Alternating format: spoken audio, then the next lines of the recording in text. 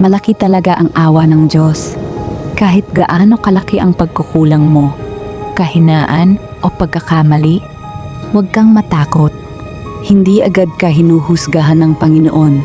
Binibigyan ka niya ng pagkakataon, araw-araw, bagong pagkakataon, para magbago, magsisi, at ituwid ang landas mo. Nadapa ka na ba? Siguro, maraming beses. Pero alam mo ba? Patuloy pa ring naroon ang kanyang awa. Hindi nawawala, hindi nauubos. Kaya salamat sa napakalaking awa na ayon. Itanim mo sa isip at puso mo. Malaki ang awa ng Diyos. Habang may hininga ka, habang may umaga pang darating, may pag-asa pa.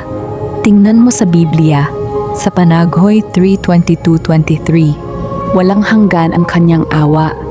Bago mag-umaga, ay bago ito. Araw-araw, sariwa. Parang sinasabi niya, heto ulit, para sa'yo.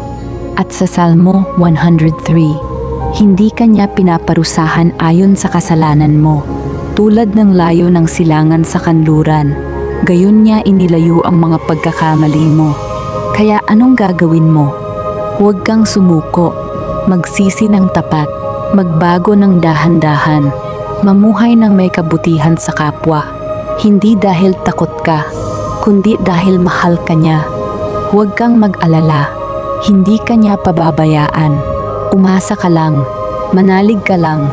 At kung nadapa ulit, tumayo ka lang. Nandito siya. Kaya ngayon, huminga ka ng malalim. Sabihin mo sa sarili mo, malaki ang awa ng Diyos.